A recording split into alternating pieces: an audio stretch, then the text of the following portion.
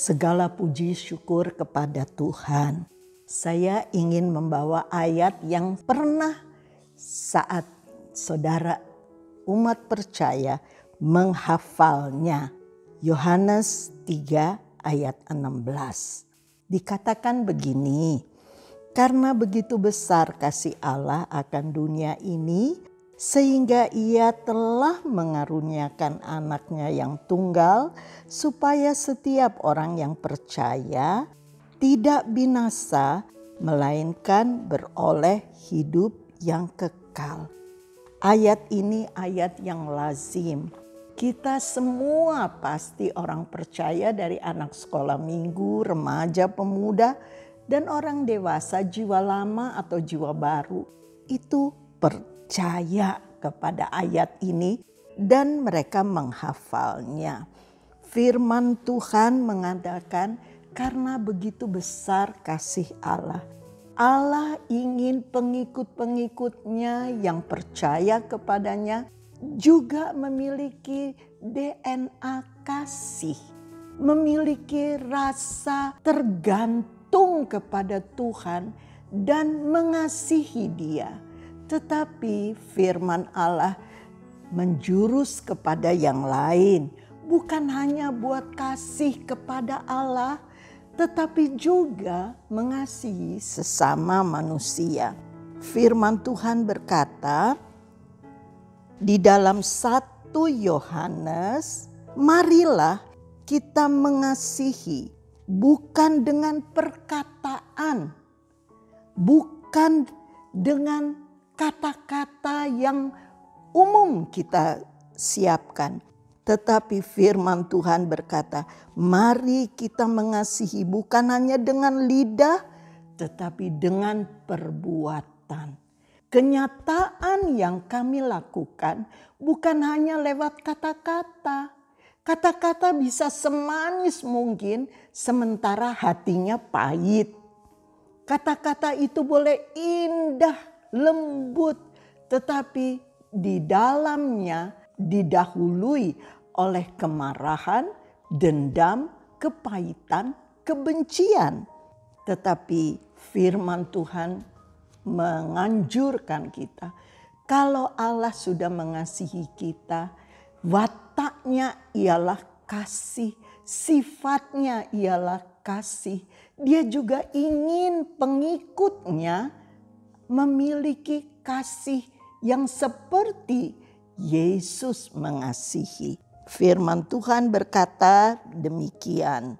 1 Yohanes 3 ayat 14. Kita tahu bahwa kita berpindah dari alam maut kepada hidup, dari dalam hidup, yaitu karena kita mengasihi saudara kita. Tuhan mau bukan hanya kita mengasihi Allah, tetapi kita mengasihi saudara-saudara sesama kita. Barang siapa yang tidak mengasihi saudaranya, ia tetap di dalam maut. Dan yang kedua dikatakan, setiap orang yang membenci saudaranya adalah seorang pembunuh. Kita tidak sadar, mungkin tangan kita bersih dari darah yang kita bunuh. Tetapi dengan kita membenci sesama, dengan kita membenci musuh, dengan kita membenci orang-orang yang ada di sekitar kita, tidak menyukai dia, sama saja dengan kita sudah membunuh seorang pembunuh manusia. Dan semua tahu bahwa tidak ada seorang pembunuh yang tetap memiliki hidup yang kekal. Dia tidak memiliki kerajaan surga yang kita cita-citakan. Sementara kita tidak mengerti bahwa dengan membenci saja kita sudah membunuh seseorang. Kebencian itu harus sirna dalam hidup kita. Kita tidak dapat menghilangkan kebencian itu begitu saja. Tetapi kita perlu firman Tuhan yang merasuk dalam hidup kita. Kami tanpa sadar kita tidak suka sama seseorang, kita benci kepada seseorang, kita dendam kepada seseorang. Ternyata di hadapan Tuhan sama harganya dengan kita menjadi pembunuh. Bagaimana caranya untuk kita tidak membenci? Kita izinkan firman Allah menguasai kita. Izinkan firman Allah menguasai hidup kita. Tidak ada seorang pembunuh yang memiliki hidup yang kekal di dalam dirinya. Dia mengalami hidup yang kekal di dalam kebinasaan, tetapi dia tidak memiliki kekekalan yang Tuhan sediakan baginya. Yang ketiga, ia telah menyerahkan nyawanya. Tuhan telah menyerahkan nyawanya, dan kita pun wajib menyerahkan nyawa kita untuk segala saudara. Tetapi satu hal yang kita dapat lakukan itu, kalau kita mau masuk melekat dengan Tuhan, izinkan firman Tuhan menguasai hidup kita.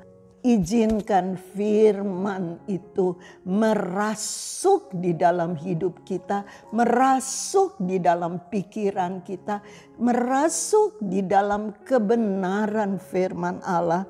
Firman itu akan mengerjakan apa yang kita tidak bisa, tapi kita dapat melakukannya itu dengan kekuatan dari Tuhan. Roh Kudus kiranya mengajar, memberi selera yang dimiliki oleh Roh Kudus, selera mentaati firman Allah.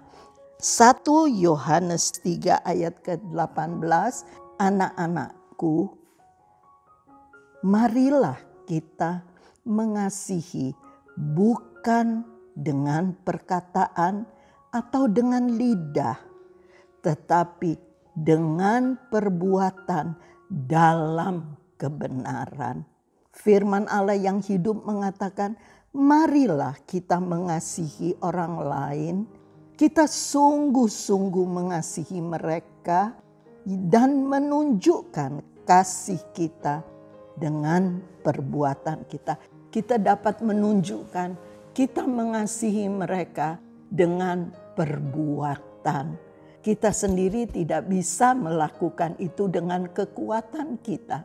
Tetapi jika firman Allah yang kita taruh di atas hidup kita, kita letakkan di atas keinginan kita, kita taruh firman Allah menguasai hidup kita, maka kita dapat melakukan mengasihi dia bukan dengan lidah, bukan dengan kata-kata, tetapi dengan perbuatan di dalam kebenarannya.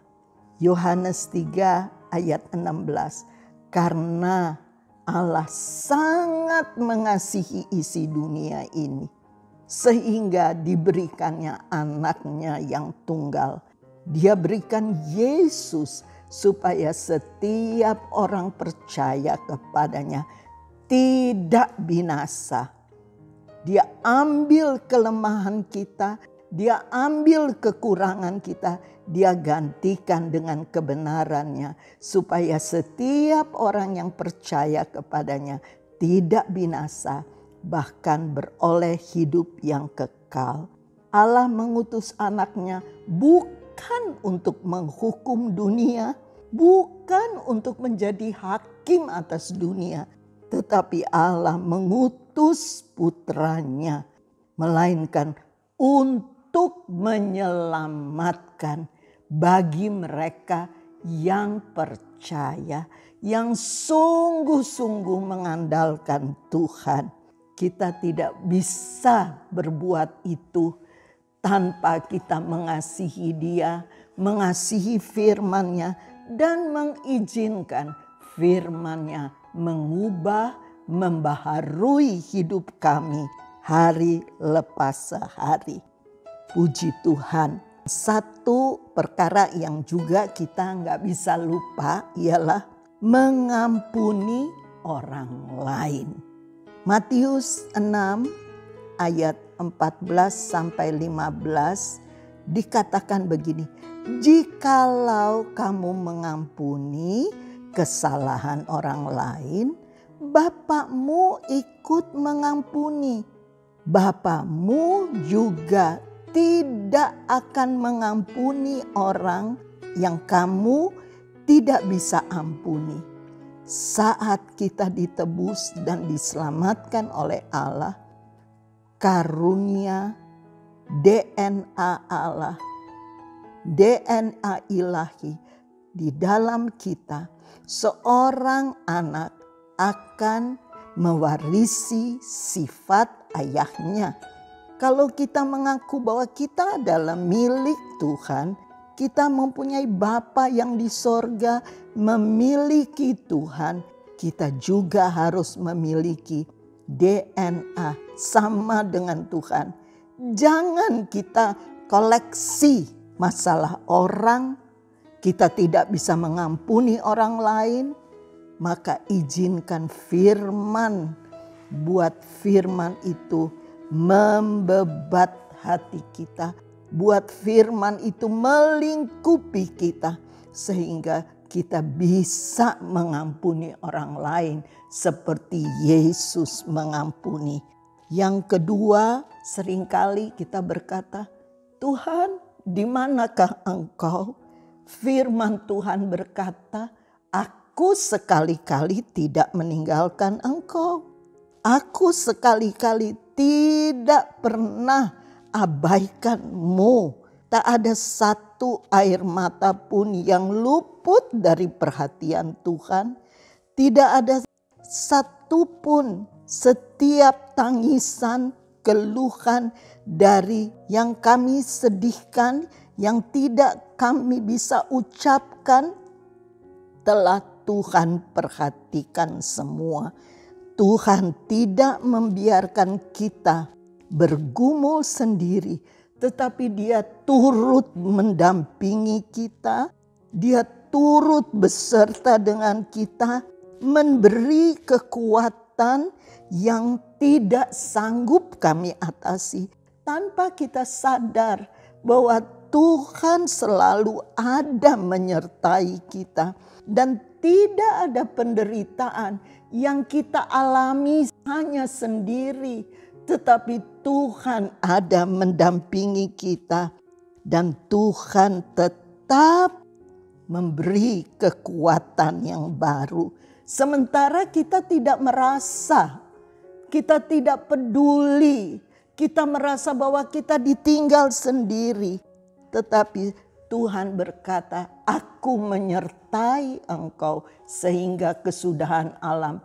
Tidak ada penderitaan yang kita alami sendiri, seorang diri, tanpa penyertaan Tuhan.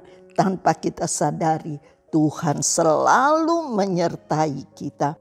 Dan firman Tuhan berkata, di dalam Mazmur 56 ayat 9, sengsaraku Engkau menghitung-hitung, air mataku kutaruh dalam kirbat-Mu. Bukankah semua telah Kau daftarkan? Sengsara di dalam penderitaan, Tuhan tidak pernah membiarkan kita, tetapi Tuhan menyertai kita sekalipun kita tidak menyadari itu. Kadang-kadang kita merasa kita sendiri tanpa Tuhan. Tetapi Tuhan berkata, sengsaramu aku yang menghitung-hitung.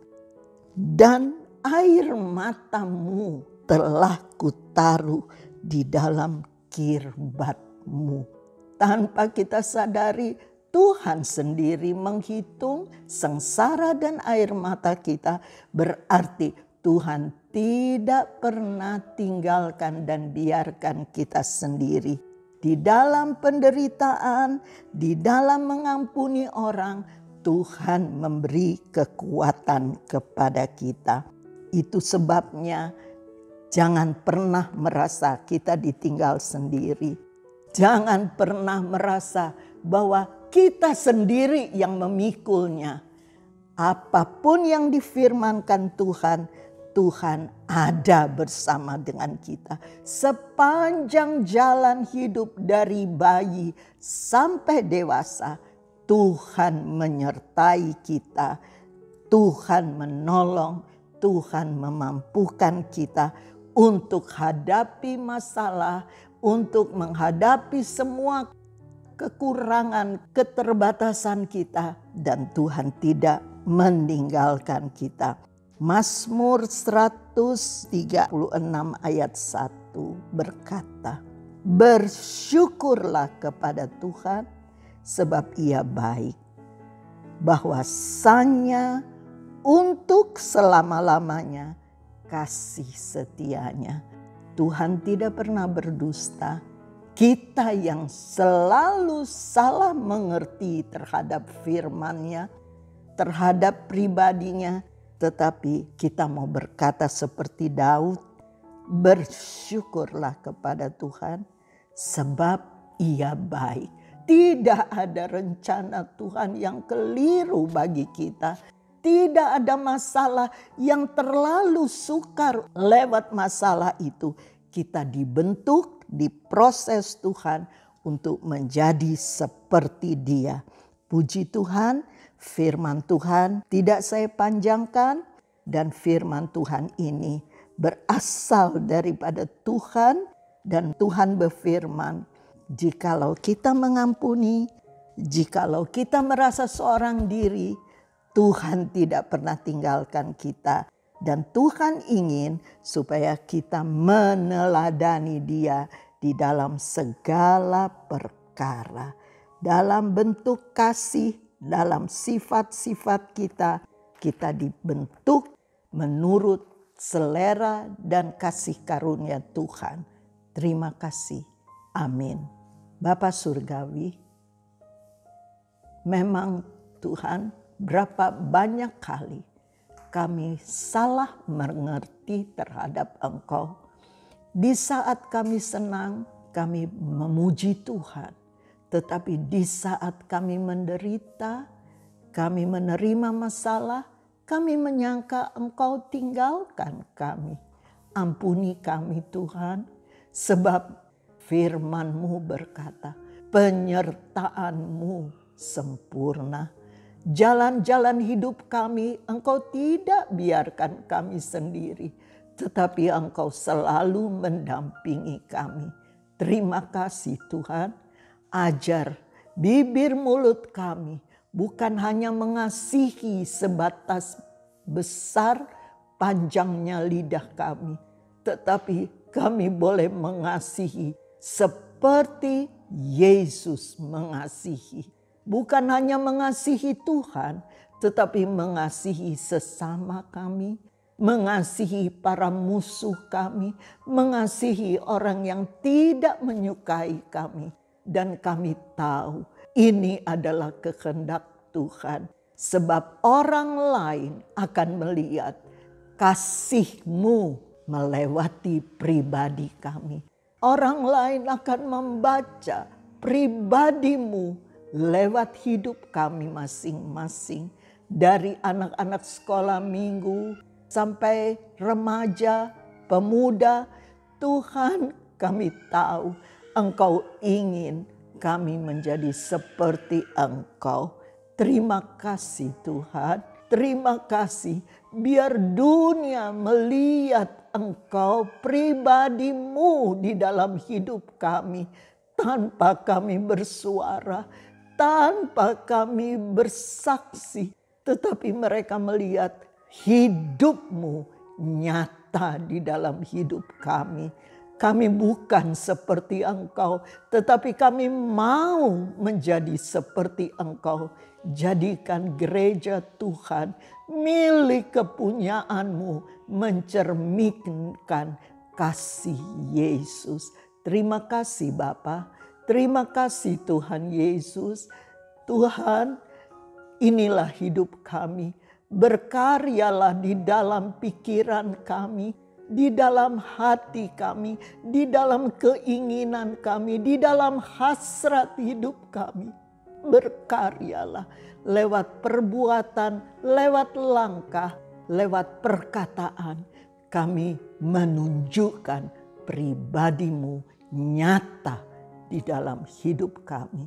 Terima kasih, segala puji, segala syukur kami kembalikan kepadamu, dan kami tahu doa ini kami naikkan di dalam nama Tuhan Yesus Kristus. Haleluya. Amin. Puji Tuhan.